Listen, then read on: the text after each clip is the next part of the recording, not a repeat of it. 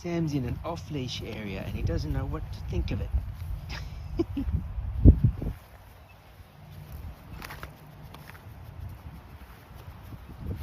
He says it's weird. Not used to not being on the lead out of the yard.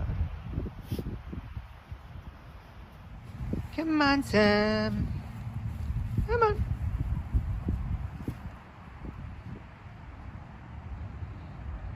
Sam.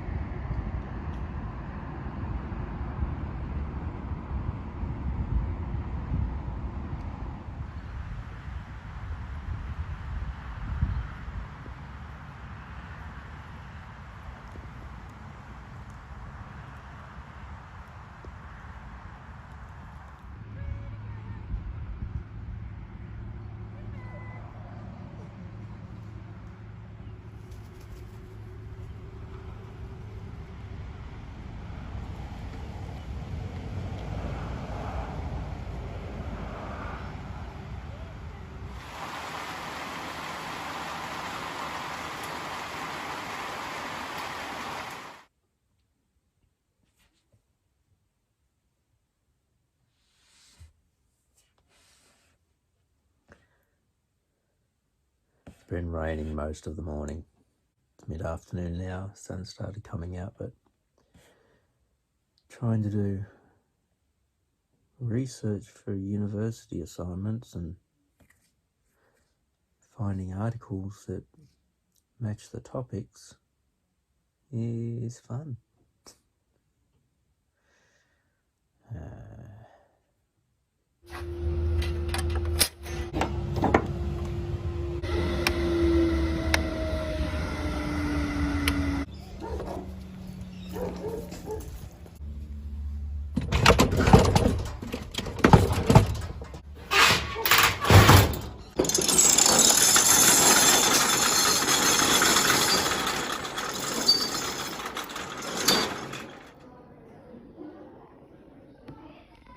Don't know where that came from. One of the kids just gave it to me. I'm not sure what it means. Mr. Berkey. Year 9, 2 periods today, working on their frames. We got, well, quite a lot of us got one end of the frames done. This is mortise and tenons.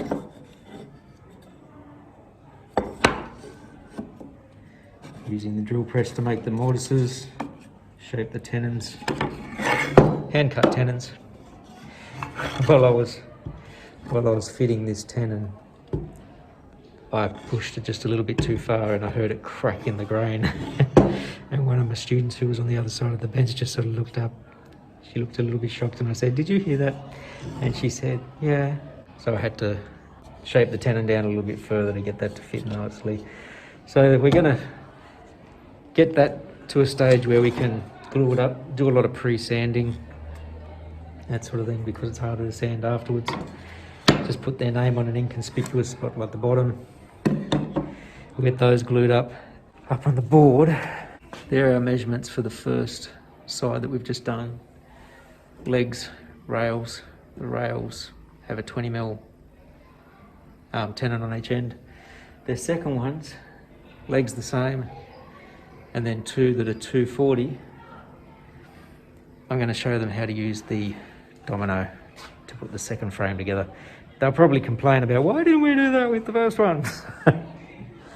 But you want them to appreciate the tool more, so they practice this one, then they can see how there's been advances made in the industry. And then these rails here, which support the seat, and the one down the bottom, they have a twin dowel joint that just goes half the depth into here. And as long as there's enough glue and it's a nice flat surface, that's a nice strong stool. I've made quite a number of them. They've lasted pretty well. Can't remember how old that one is. A few years old. This was the exercise we did the other day where we looked at the sheet and read all the measurements off it. Very small writing, which is my bad. I read the diagram, we fill in this information, and I did this as a group. So this is my one. We worked out our total length. This is where we're working out all our total pieces and how much timber I had to prepare for them in total. And that's how these little notes. This is all what all the timber is. They got mortise and tenons in the frames. Tenons are 2 for 20 mil. Enough information on here to be able to build it from scratch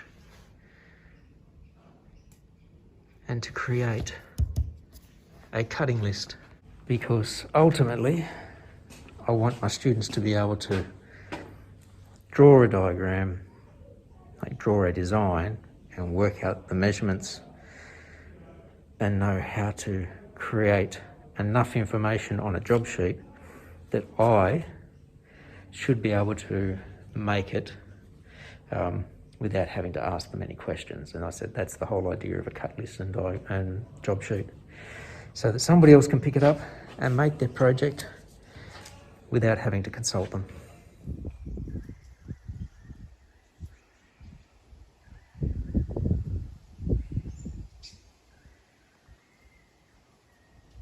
It's VA day, VET Audit day. It's finally arrived. Finished a little bit of paperwork up last night after uni, so that was a lot of fun trying to stay awake to do that. The audit's all about the paperwork, making sure that we're following all of the processes and that we have our documentation right. So I feel fairly confident that everybody in the school is going to be fine and that the school is going to be fine.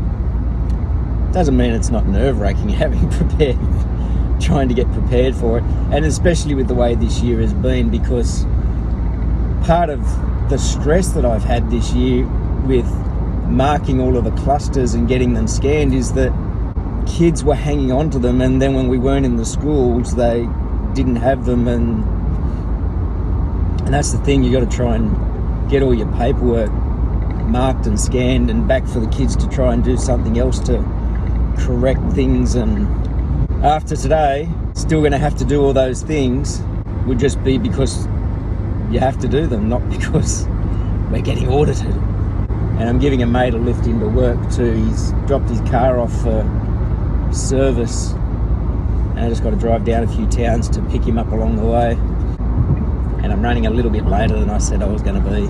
Still be on time for work, but just later than I said I was going to be.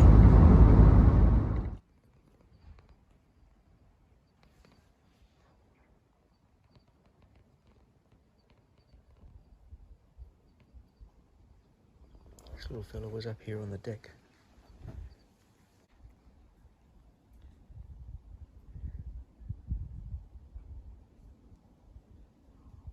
It's not a greengrocer, I'm not sure what this one's called.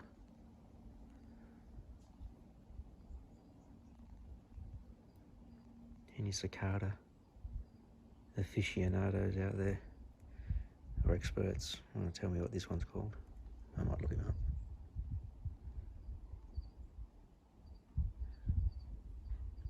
Find somewhere safe to put him. I thought I could try and put him down here on my wood pile. There we go.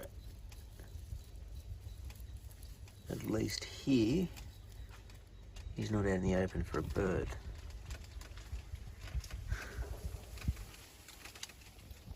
So it looks like we've had another one emerge from here. There's his shell. But I've also noticed bamboo, bamboo.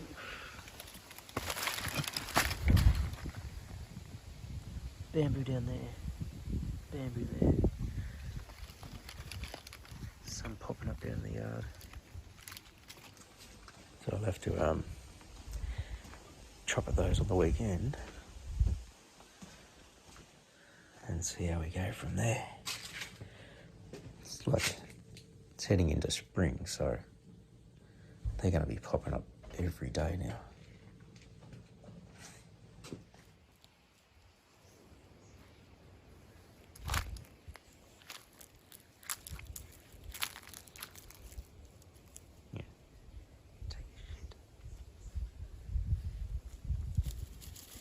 checking out the back fence.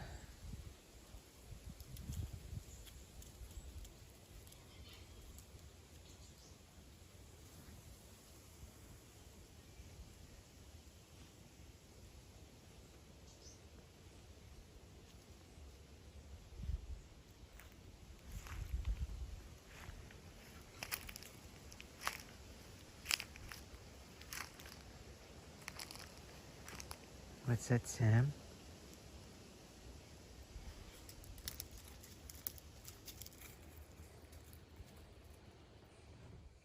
So I've just come out to leave for work this morning, and beautiful sunny day. I love it. It's like a beautiful spring morning. Just a little bit crisp. I know it's going to get warmer today, but as I was just getting into the truck, that black snake from the other day is sitting in the yard, just in from where we missed getting him the other day. So I've just rung wires, and they found the last call out and found the girl, and I'm going to see if she can come up, because if she can, she's only like 15 minutes away. So it's a good thing I came out early for work, because I'm going to hang around and see if I get a call back to try and have this snake removed from the yard, because I know there's probably more, but I'd prefer them to not have any around here. Oh, great, he's moving. You can just see him there. He's been out in the sun just warming himself up, and he just started to move. And I'm hoping he's not going to go through the fence. I'm hoping he's trying to warm up for the day and is going to just stay out in the sun. Of course, where he is now, the girl could possibly get in there to get him fairly easily and safely. Bit of a crazy day. One of my fullest days. Like, it's eased off now, it's lunchtime. But it's of year 9. Start off with year 12 construction, and they're just trying to clear inner woods and get their work finished so that they can graduate. And then I had year 9. Today was the year 9 where I've got them before and after recess. And if we have a look over here, I didn't get to back up properly. We got several of the single frame ends glued up in the clamps. They've done pretty well with doing it. So I've got 4 students and mine. So we got the first one glued up, and then I told them to get their second pieces ready, and I actually made a little bit more of a distinction on the board. So I said they got a side 1 and a side 2. The legs are the same length, but the rails are different. I said, you've got to make your rail shorter on the second one. And I explained, I'm going to show you a different method for joining. And I got out the domino and showed them how to set up the domino and how we can cut domino joints and how to correct a domino joint. Turns around. I showed them how, the domino joint's a nice tight joint, but we can cut them slightly wider so that if your rail doesn't quite line up when it's put together, you can slide it for a little bit of adjustment so that we can get it lined up on the top. And when I showed the kids that, one of the students had his pieces cut. He marked it all out, cut the dominoes and glued it all up, all on his own. And he was really excited about it. He then complained a little bit that I made them cut mortise and tenons. So why did you depress me like that? And I said, well, I needed you to appreciate the domino a lot more, because if I'd started you with the domino, you wouldn't have known about mortise and tenons. And I want them to learn about different joinery, especially when it comes to setting out your folio. If they choose to go to the domino, that's fine. That's a completely legitimate method of joinery, because that's what industry uses. And we can now use after me buying the domino 3 years ago for the seniors. They've still got to do dowel joints. That's a different joint later on. But they're working so well, lost track of the time and didn't get to pack up properly, so that's why I'm in here packing it up. There's a group of the kids who are fairly disengaged, like they don't want to come in and do this sort of work. I'm not really sure why they picked the subject, but just outside my classroom,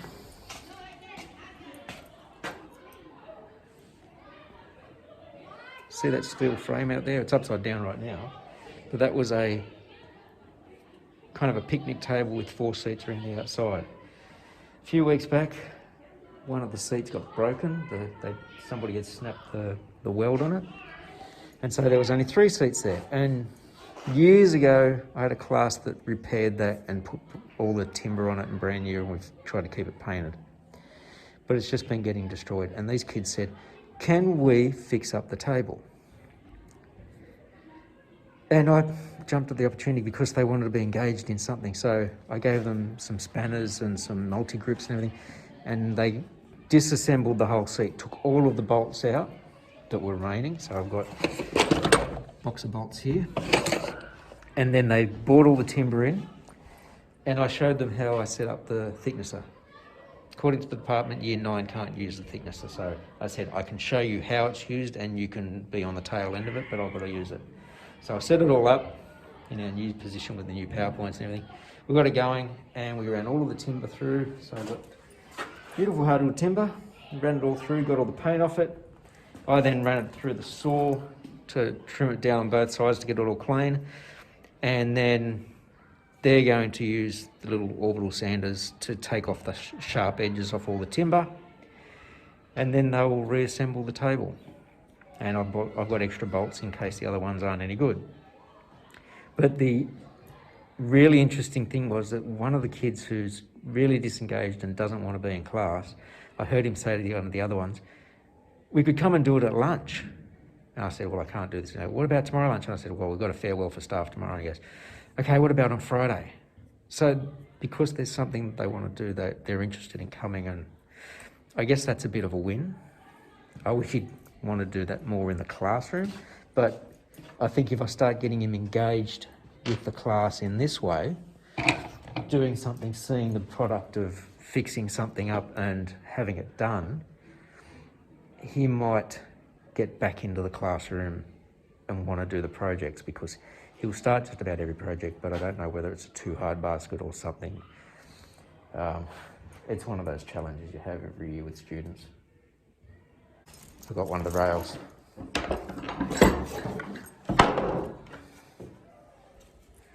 This looks like a Sydney red gum.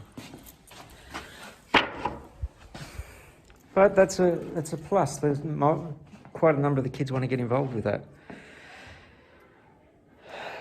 because it's the seat. It's just outside my workshop. It's where I'll sometimes have theory lessons, and if the kids are there rather than the workshop, they're still in my site. They're in my room. It's not out in the playground. Finished cleaning up. Just come up to collect Lucky from the vet.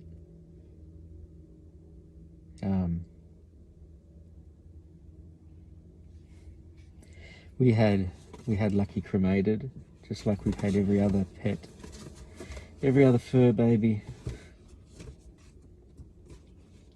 has been cremated, and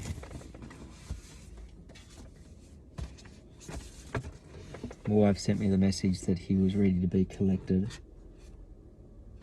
That's why the mask again. And she said she wasn't sure if I was wanting to come and collect him. I said I'll be fine. Yeah, I'm going to collect him.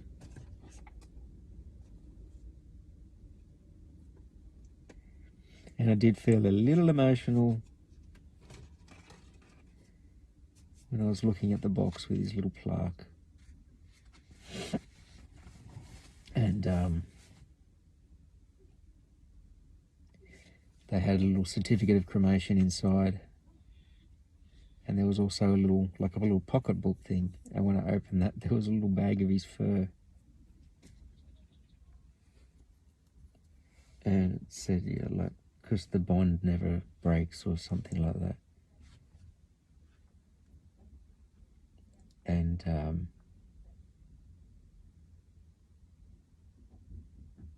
they got really welled up with that one. Oh, who am I kidding? I started crying. And this will affect me for quite a while, I think.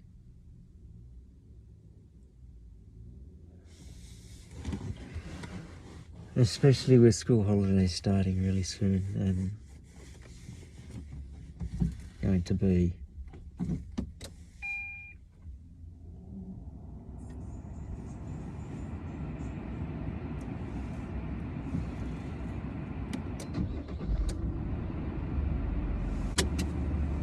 going to head over to the shop, so I'm leaving the mask on.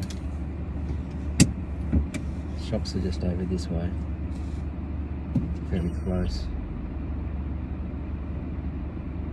Go and get that stuff and then head to the house.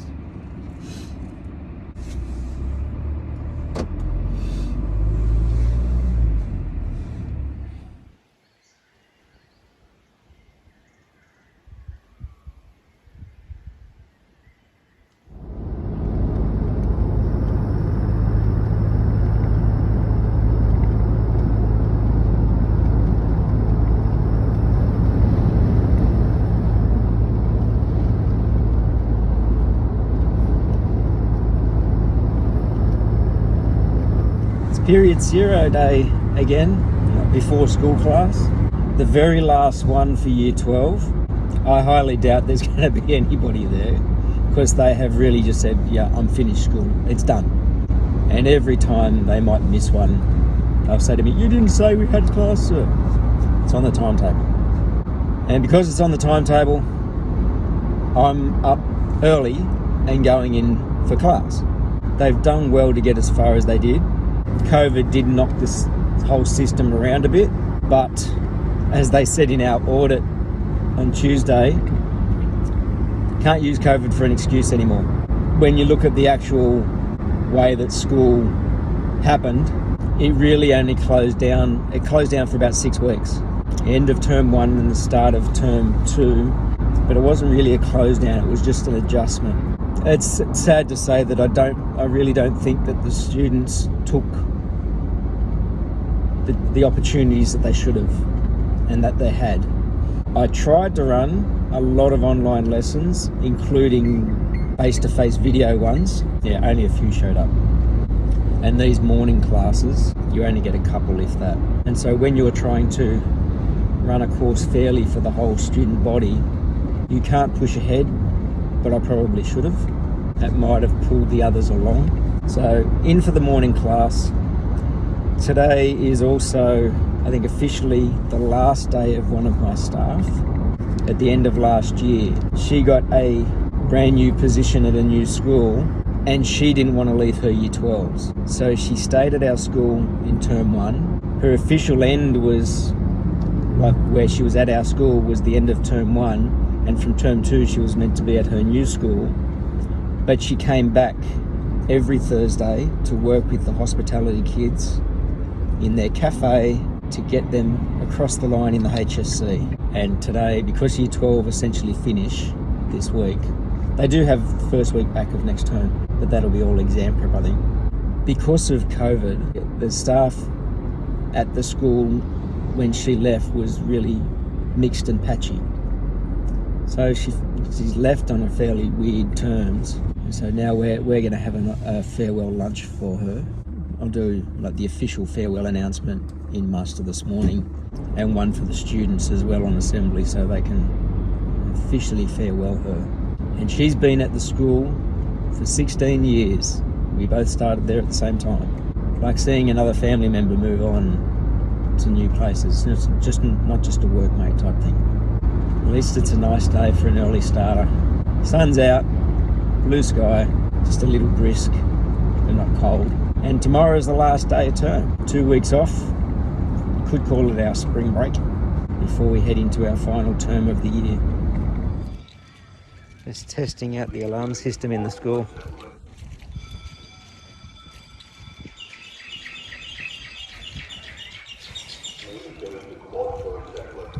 Just trying to make sure we can hear it all over the whole site.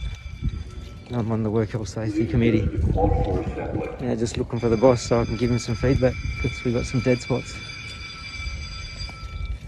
Please go to the quad for assembly. Just here. How you doing, mate? There he is. A little baby magpie that was down in amongst all the pallets in my construction space. And I had to make sure the kids didn't get to him and then called wires. And they did say that they were going to have somebody come out, possibly get him by this afternoon. Easy, mate. Nobody came. So I ring them back and they've given me the address of a vet that I'm driving past on the way back home from school, so that I can drop him off, and I'll just give them a call so that they can be expecting us. We'll drop him off and they can look after him. He was one of two. The other one that was in the area flew off when the kids went near it. And I've just spotted that one when we were doing the run around checking on the evacuation belts. And he was quite agile and moving around, had his tail feathers and all that sort of stuff. But this young fella, he's hasn't got his tail feathers, and he's still got a lot of his down feathers. I'll have to drive carefully, won't I, mate? They said young magpies will often get kicked out of the nest for 2 weeks or whatever, so they can come to terms with life. I don't know. Oh, I don't want all my keys on there. All my school keys. That's why my chair in the staff room is busted. And I think why I destroyed the seat cover in the Suzuki. Because I kept leaving my keys on. Don't want to do that in the ute. So this vet's just over at St Mary's. Drop this little fella off. Oh, mask as well. Well, that was the end of year 11 for the term. Madness trying to get joint exercises and cement floats completed because they had been N awarded for the subject, like they weren't going to get through. And for a lot of them, it was just they weren't doing the prac. So for some of these, they've done the assessment for year 11. They're not competent for the construction cluster or the competency. But in terms of doing an assessment, they have done the assessment and you mark it pass or not. I've got to just double check some of their booklets to make sure that they've got enough of the written work completed to say that it's been a satisfactory attempt. And I've got year 12, period 4, period 3's just started. I've missed a recess because these kids were trying to do everything at the last minute. We'll see how many year 12s have shown up today. Everybody else is kind of thinking ahead for the next term now. I need to go and eat. Right, Arvo. Feels like a big storm blowing up to blow through right after school. It's about 4:30 now. Everybody's leaving.